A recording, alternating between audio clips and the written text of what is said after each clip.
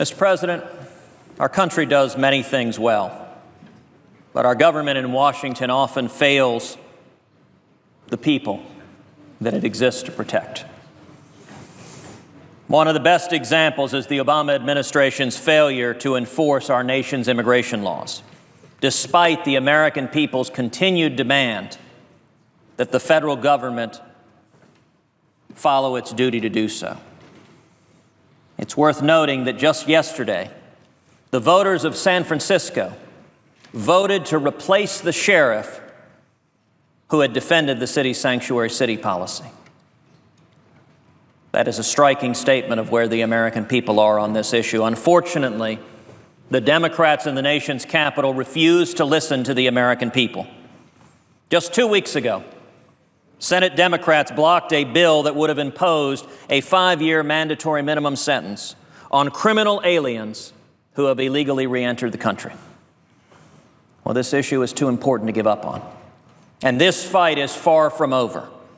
That is why I intend to call up Kate's Law for its urgent and immediate passage in the United States Senate. This bill is named in honor of Kate Steinle, who died tragically in the arms of her father on a San Francisco pier after being fatally shot by an illegal alien who had been deported from the United States multiple times. When it comes to stopping sanctuary cities and protecting our safety, we need governing, we need leadership, we need elected officials in Washington to listen to the people that we are elected to represent. We need to actually fix the problem. Enough hot air. Let's demonstrate we can come together and solve this problem. This ought to be a clear choice. With whom do you stand? Do you stand with violent criminal illegal aliens? Or do you stand with American citizens? Do you stand with our sons and daughters and those at risk of violent crime? I hope that my colleagues in the Senate will come together and stand in bipartisan support that we stand with the American people. And I will note that Bill O'Reilly has been tremendous, calling over and over again on leaders of this body simply to pass Kate's Law. This is not a partisan issue, at least it shouldn't be. We should stand with American citizens. I'm reminded of the heartbreaking words of Kate Steinle. As she lay at her father's arms, she simply said, "Dad, help me." Well, we have an opportunity here to determine if we're willing to listen to her dying words, if we're willing to stand with her. And I would note, by the way, this shouldn't be a red state, blue state issue. For the people of San Francisco to throw out of office the sheriff responsible for the policies that led directly to Kate Steinle's murder indicates that even in the bluest of blue cities and the bluest of blue states, the American people are tired of politicians standing with violent criminal illegal aliens.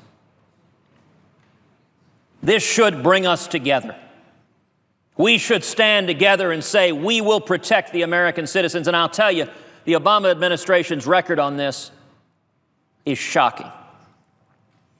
In 2013, the Obama administration released from detention roughly 36,000 convicted criminal aliens who were awaiting the outcomes of deportation proceedings. These criminal aliens were responsible for 193 homicide convictions. They were responsible for 426 sexual assault convictions. They were responsible for 303 kidnapping convictions. They were responsible for 1,075 aggravated assault convictions. They were responsible for 16,070 drunk driving convictions. On top of that, the Obama administration had another 68,000 illegal immigrants with criminal convictions that the federal government encountered but never even bothered to take into custody for deportation. That is over 104,000 criminal illegal aliens that the Obama administration is responsible for releasing to the public. I ask my friends on the Democratic side of the aisle how you look in the eyes of a father or mother who's lost their loved one because of a violent criminal illegal alien that has murdered, that has raped, that has assaulted, that has kidnapped, that has brutalized your child. we are responsible for the consequences of our action. Kate's Law is common sense legislation. It is legislation that says if a criminal illegal alien who is an aggravated felon, who is the worst of the worst, illegally re-enters this country, comes in a second time, that criminal illegal alien will face a mandatory minimum of 5 years in prison. If Kate's Law had been passed 5 years ago, Kate Steinle would still be alive. And that means every Democrat that stands up and blocks Kate's Law need to be prepared to explain why standing with violent criminal illegal aliens is more important than protecting American citizens. You know, I'm proud to have joining me as co-sponsors of Kate's Law, Senator Grassley, Senator Vitter, Senator Rubio, and Senator Perdue, all coming together in what should be bipartisan leadership to protect the American citizens. Accordingly, I ask unanimous consent that the Senate proceed to the immediate consideration of S-2193. Further, that the bill be read a third time and passed, and that the motion to reconsider be made and laid upon the table with no intervening action or debate.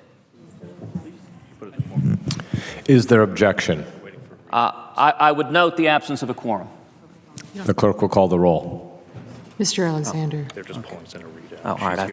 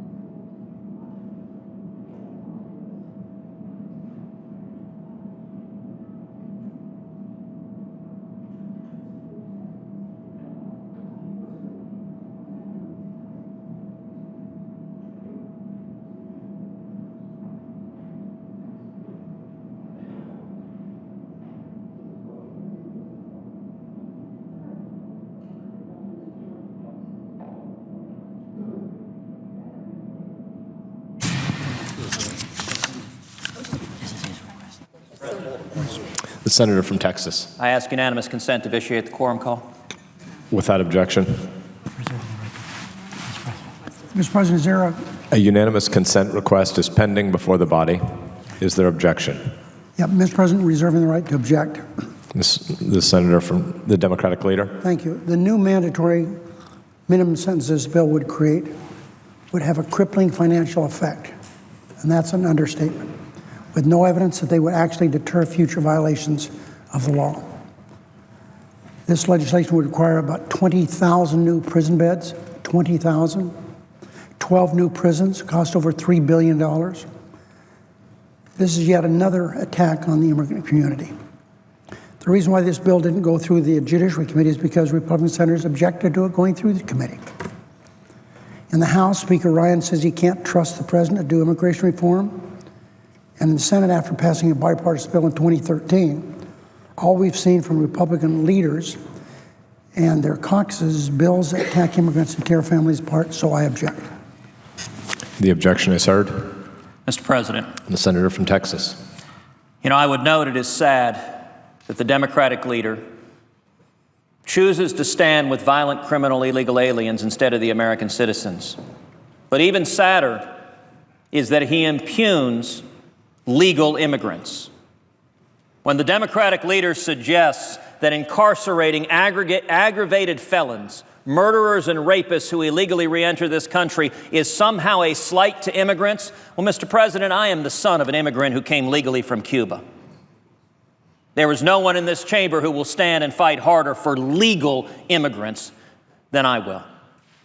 And for the Democratic leader to cynically suggest that somehow immigrants should be lumped into the same bucket with murderers and rapists demonstrates the cynicism of the modern Democratic Party, demonstrates just how out of touch the modern Democratic Party is. You know who doesn't agree with the Democratic leader? The voters of San Francisco. I would venture to say almost all of whom consider themselves Democrats, and yet they just voted out the sheriff for saying basically the same thing the Democratic leader did. For saying that the Democratic Party stands with violent felon illegal immigrants instead of the American citizens. And let's listen to what the Democratic leader just said. Gosh, it would cost too much to incarcerate aggravated felons who illegally re-enter this country. Mr. President, if it costs too much to lock up murderers, rapists, kidnappers, then you know what? We need to spend the money it needs to lock up every single murderer we can. I'm sorry that the Democratic Party doesn't want to spend the money to lock up murderers, and instead, apparently, it's cheaper to lose our sons and daughters. I think we have the resources to lock up murderers. And there should be no confusion where the parties stand. The Democratic leader suggested that locking up aggravated felons is somehow disrespectful to immigrants. With all respect, as the son of an immigrant, I believe that immigrants who come here legally who aren't criminals should be treated markedly different from murderers and rapists, and yet the Democratic Party chooses to stand with the murderers and rapists and violent criminals. That is unfortunate indeed. Mr. President, I'd now like to turn to a second matter. This is a matter I have raised a number of times on the Senate floor and intend to continue raising. It is the matter of the human rights abuses in the People's Republic of China. And I'd like to talk about some specific examples, starting with the one-child policy. I want to talk to you about Fan Yiyan-mei. PRC officials forced Fan Yiyan-mei, who was 7 months pregnant with her second daughter, to undergo an abortion. While her husband, Dan Yuyuan, was at work, 5 family planning officials abducted Miss Fan on June 2nd, 2012. When she couldn't pay the fine of 40,000 renminbi, they restrained her and forcibly aborted her daughter. As her husband recounted, quote, "At the hospital, they held her down. They covered her head with a pillowcase. She couldn't do anything because they were restraining her. The so-called medics forced her to, quote, sign an abortion consent form by inking her thumb and pressing it against the paper. Then they proceeded to inject toxins into the brain of her unborn daughter. After the injection, Jian-mei suffered excruciating contractions until 3 a.m. on June 4th.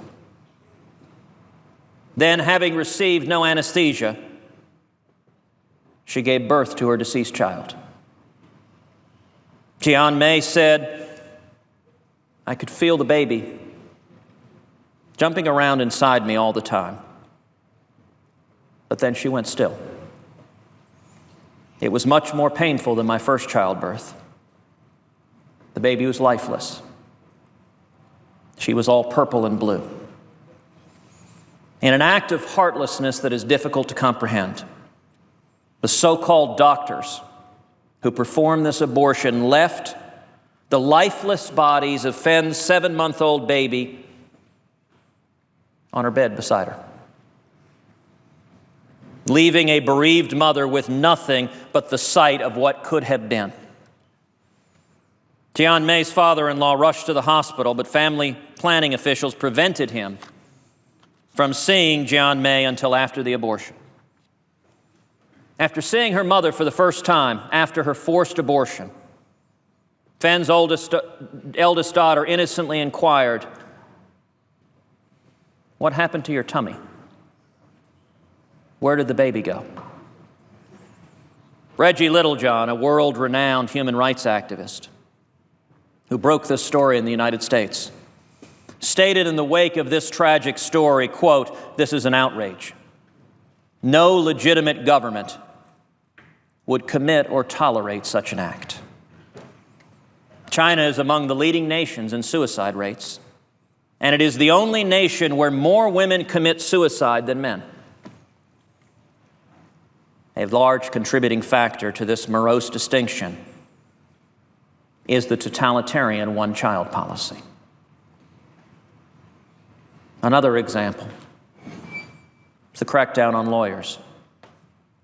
When the United States engages with China in any sort of bilateral negotiation or agreement, we have to understand that the rule of law is not a reality in the PRC.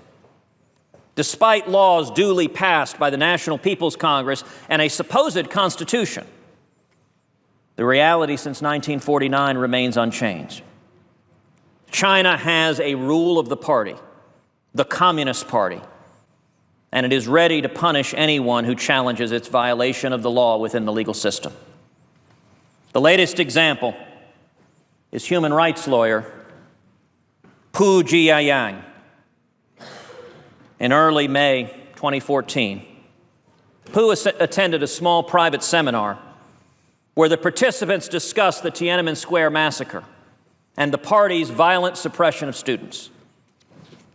Having been a student leader during the infamous 1989 protests, marking the auspicious occasion was no doubt of personal importance to Pu.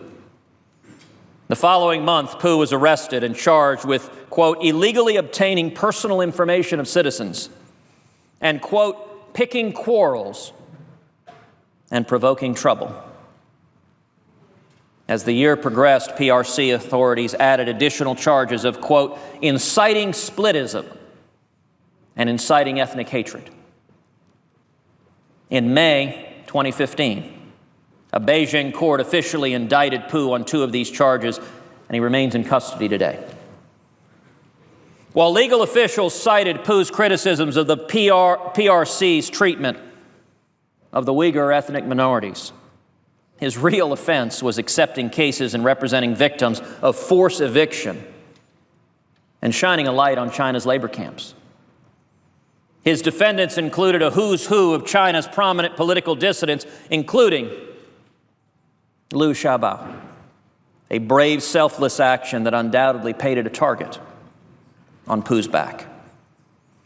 Prior to his arrest, the PRC praised Pu as a paragon of social justice. The state-run China Newsweek magazine named Mr. Pu the most influential person promoting the rule of law in 2013. This is a microcosm of life in authoritarian China. Compliance with the party and compliance with the law are often at odds, and the party always wins. In the past year, Beijing has detained and jailed hundreds of activists standing for the rule of law. Ideals the party ostensibly espouses. Words are one thing. Public embarrassment of public officials is quite another. Xi Jinping and his cohorts cannot abide the erosion of their credibility or anything that would threaten their legitimacy. A third example. Pastor Zhang Shouji. Under President Xi, the atheist Communist Party of China has targeted Christianity for special oppression. Using a campaign in Zhejiang, a province which President Xi ran earlier in his career, to forcibly remove crosses from churches. The PRC has gone on in some cases to bulldoze entire churches and to arrest pastors and congregants for standing boldly for their faith. Persecution of Christianity is not confined to Zhejiang. One such victim of this crackdown is Pastor Zhang Shouji. On July 4th, 2014, the Nanlei County People's Court, ignoring domestic and international due process provisions, sentenced Pastor Zhang Zhouji to 12 years in prison on account of, quote, fraud and gathering a crowd to disrupt the public order. Again, arrest charges in China do not reflect reality. Prior to his arrest, Pastor Zhang was defending the rights of his church in regard to land that they had purchased. Pastor Zhang and his parishioners traveled to Beijing 3 times in November 2013, seeking resolution of the land dispute. Maybe this is what the People's Court meant by fraud. According to his congregants, the minister also had a ministry of helping victims of legal injustice seek restitution. Perhaps this is what the Communist Party referred to in its charge of disrupting public order. The following month, the Puyang Municipality Intermediate People's Court rejected Zhang's appeal. In October, the Nanli County Court threatened to auction off Zhang's house to pay for a court-ordered fine, ordering Zhang's family to leave the house by October 26th.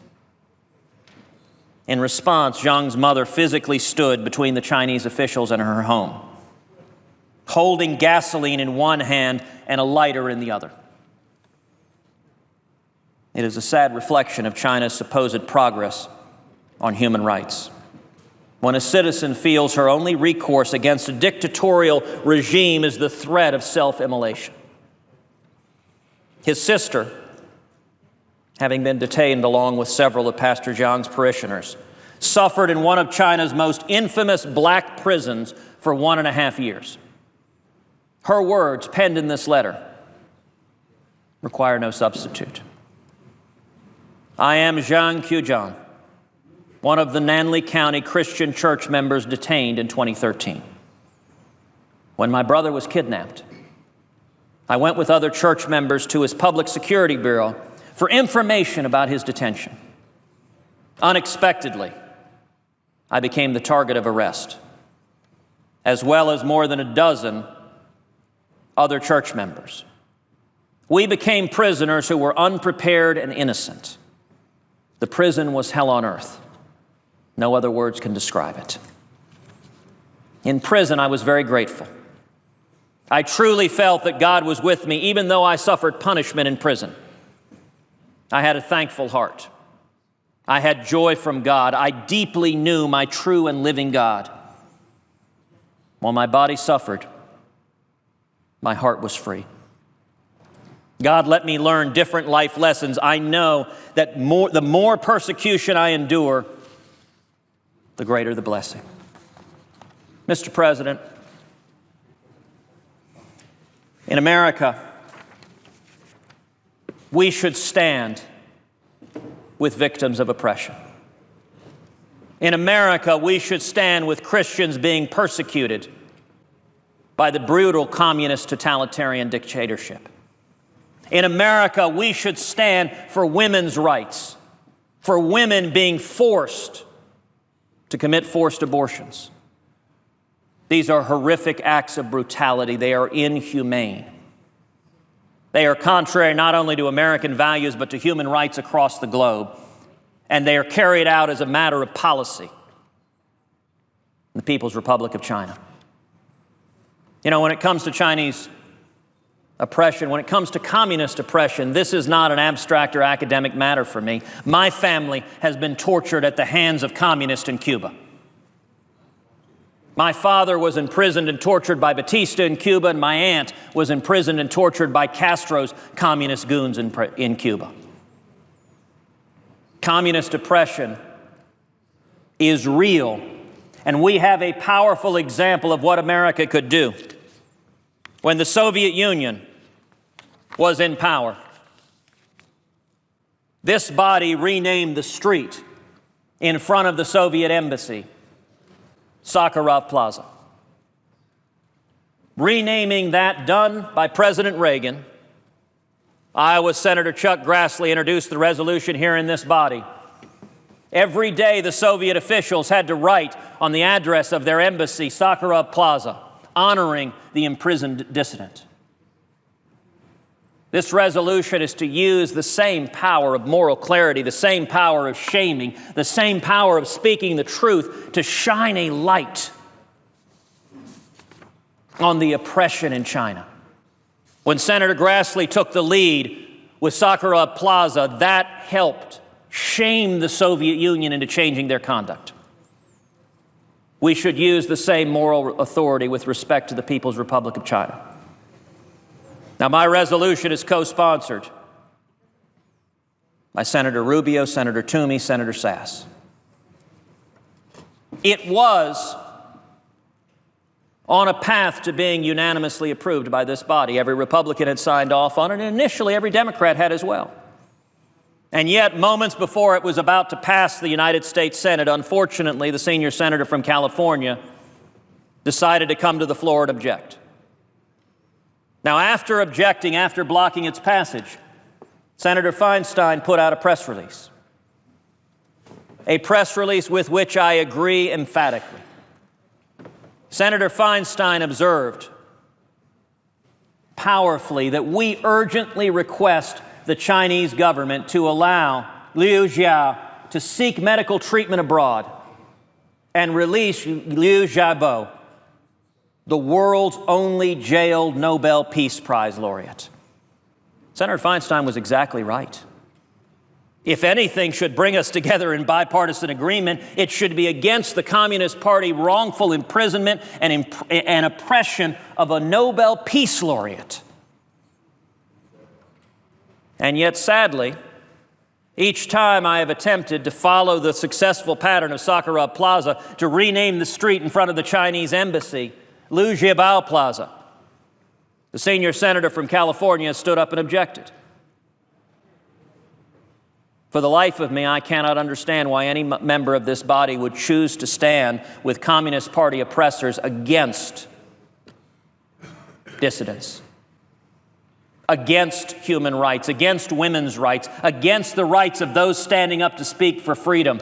Yes, we have to negotiate with the Chinese. Yes, we have to talk to them. Just like in the Cold War, we negotiated at Reykjavik with Gorbachev, but we did it from moral authority and truth. If we are afraid of even embarrassing the Communist Party, if their conduct doesn't embarrass them, we shouldn't shy away from speaking the truth. Accordingly, I ask unanimous consent that the Homeland Security and Government Affairs Committee be discharged from further consideration, and the Senate now proceed to S-Res 224.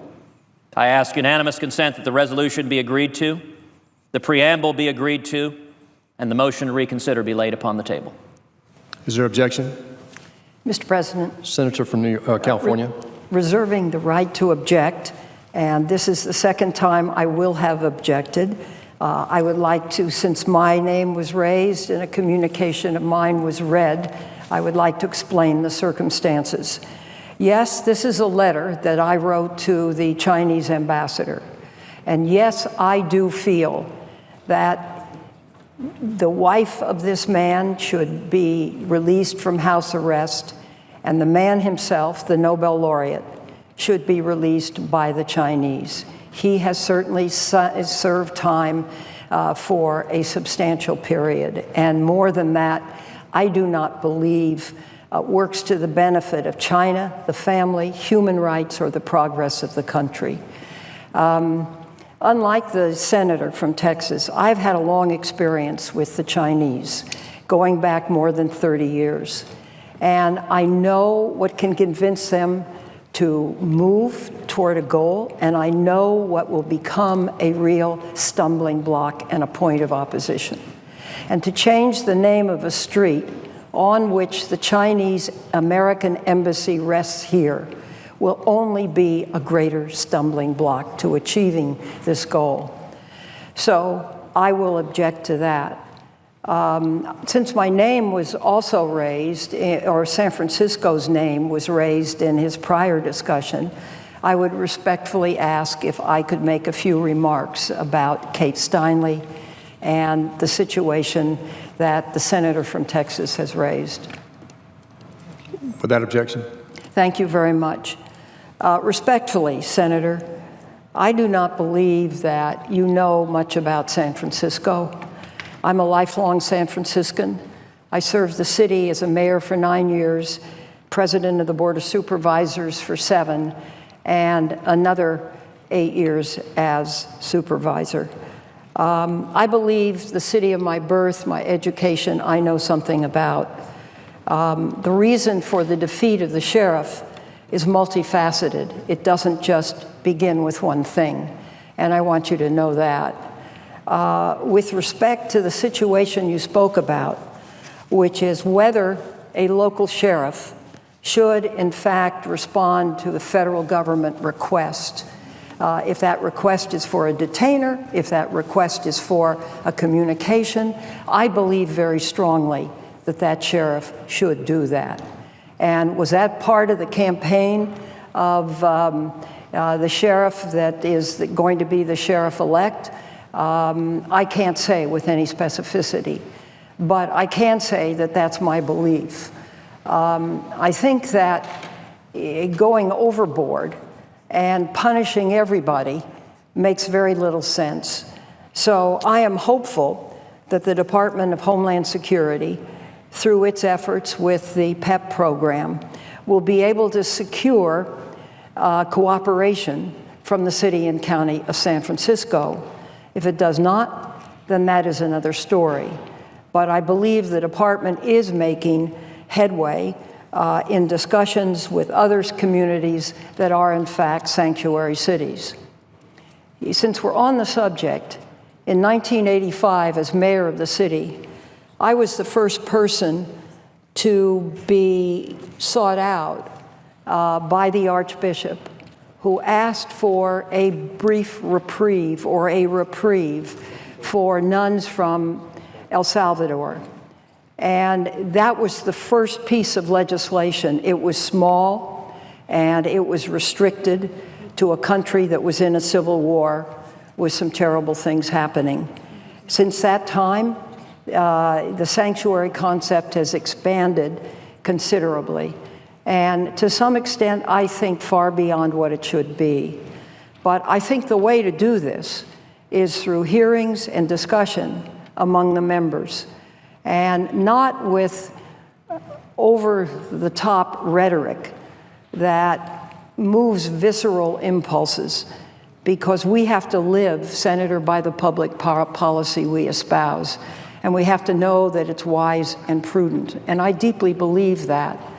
So I just wanted to clarify the record, and I thank you very much for allowing me to do so, and I yield the floor. Mr. President. Objection is heard. Mr. President. Senator from Texas. You know, I would note, with regard to Kate's Law, the senior senator from California just said that going overboard and punishing everyone is not something we should do. This is reprising the same theme the Democratic leader said, that somehow incarcerating aggravated felons is punishing everyone. As the son of an immigrant, I take offense at the suggestion from the Democratic Party that every immigrant is somehow an aggravated felon. Incarcerating murderers and rapists is not punishing everyone. Would the senator allow a question? I would be happy to. I don't believe there was anything that I said that related to our letting aggravated murderers and others who would reap great harm to our society. I do not favor that, and I would like the record to clearly reflect that. I would note that the senior senator from California characterized Kate's Law, and this was a verbatim quote, as going overboard and punishing everyone. And Kate's Law is targeted only to aggravated felons. It is only murderers and rapists and other violent criminals, those who have committed aggravated felonies and have re-entered the country illegally. And so what the Democratic Party is attempting to do, what the Democratic leader attempted to do, is to suggest that incarcerating illegal immigrants who are murderers and rapists is somehow maligning or impugning immigrants. To the contrary, it is targeting violent criminals. And I do not believe the millions of legal immigrants who followed the rules like my father did are in any way swept into a law that is targeting aggravated felons. Aggravated felons is a discrete category, and had Kate's law passed 5 years ago, Kate Steinle would still be alive today. If I might respond, I think then you're a member of the Judiciary Committee. I'm a member of the Judiciary Committee. The chairman of the Judiciary Committee is on the floor. That's something we ought to take a look at. I haven't reviewed the case law. I don't think ever on this specific point. I would like an opportunity to do so. But what I really bristle to is the extreme rhetoric and throwing everybody into the same basket as somebody who is a violent criminal. Because the immigrants that I know in California, by and large, are not violent criminals. They're family people. They sustain the #1 agricultural industry in America. They work hard. They pay their taxes. They get in line for legalization. And they're good citizens. And our economy is better for it, not worse for it. So I don't want to impugn everybody, which your broad sweeping language candidly does. With respect, I would note that the only overreaching rhetoric that has been heard on this floor has come from the Democratic leader, suggesting somehow that targeting violent criminals is targeting all immigrants. It is worth noting, Kate's law addresses only aggravated felons. And so the senior senator from California's suggestion that we should not assume aggravated felons are criminals is a statement that on its face makes no sense. They are, by definition, it is only the violent criminals, the aggravated felons this is targeted to. I will say I'm encouraged, though, that the senior senator from California stated she would be interested in the Judiciary Committee taking this up. As she noted, the chairman of the Judiciary Committee is here. There is unanimous support on the Republican side of the aisle, and it would truly be significant if the senior senator from California were willing to join with Republicans in targeting actual aggravated felons, which is what Kate's law does. She says she doesn't want overheated rhetoric. The rhetoric has been coming from the Democratic side. What I have been saying is we should not be releasing violent criminal illegal aliens. That is a common sense proposition that the overwhelming majority of the American people agree with. Let me also make a point about the senior senator from California's objection for the third time now to my effort to stand up to communist Chinese oppression. You know, it is one thing for members of this body to give a good speech, to send a letter, to put out a press release. That's something Washington does a lot. It's something we're really quite good at. It's another thing to act. We should be acting. We should be leading. Now, she suggested this would be counterproductive. I would note the senior senator from California did not address the fact that when we followed the exact same strategy in the 1980s under President Reagan with Senator Grassley's leadership of renaming the street in front of the Soviet embassy Sakharov Plaza, that it had a very positive effect. Now, the Soviets didn't like it. They howled mightily. But the heat and light and attention of world scrutiny helped change their behavior and helped win the Cold War. You know, Mr. President, to Liu Xiaobo, to Liu Xia, to all of the human rights dissidents imprisoned in China, to the mothers who faced forcible abortions, I hope my words penetrate the dark prisons in which they're sitting. I hope my words serve as light and encouragement to each of them. I think back to when my father and my aunt were in Cuban prisons. How much I would have liked leadership in the United States to shine a light of hope and encouragement. You know, some months ago I met with Natan Sharansky in Jerusalem. He described how in the dark of the Soviet gulag, President Ronald Reagan's words shined into that darkness and prisoners passed from cell to cell. Did you hear what President Reagan said? evil empire, ash heap of history, tear down this wall. Those words, that moral clarity, that American leadership for human rights change the world. If we stand together, we can do the same thing with regard to China. But as much as I hope that my words penetrate those cells, I pray that the words and actions of the senior senator from California do not penetrate those cells. It saddens me that in the face of unspeakable brutality and evil, that the Democratic senator chooses to align herself with the Communist Party dictators rather than a Nobel Peace Laureate. My hope is that time and reflection will cause the senior senator from California to recognize that we should be united as a bipartisan matter in support of human rights. It is my hope that we stand together. I intend to continue introducing this resolution over and over and over again, because every time the light is shined on the grotesque evil of what China is doing, we are vindicating our values of who we are as Americans. And it is my hope, as I speak out to the Chinese American citizens in California, in Texas, and across this country, that their voice is heard by their senior senator from California. That the Chinese American citizens ask their senior senator, why is it that you are standing and defending the communist government in China for its human rights abuses? I can tell you, Mr. President, that's not a question I would want to answer to my constituents who I am charged with representing. It is my hope that all of us say, listen, we can disagree on all sorts of political matters. We can disagree on marginal tax rates. But when it comes to forced abortions, when it comes to imprisoning and mistreating and torturing political prisoners, including a Nobel Peace Laureate, the United States Senate stands in unanimity 100-0. That is my hope, that in time, truth will prevail. I yield the floor.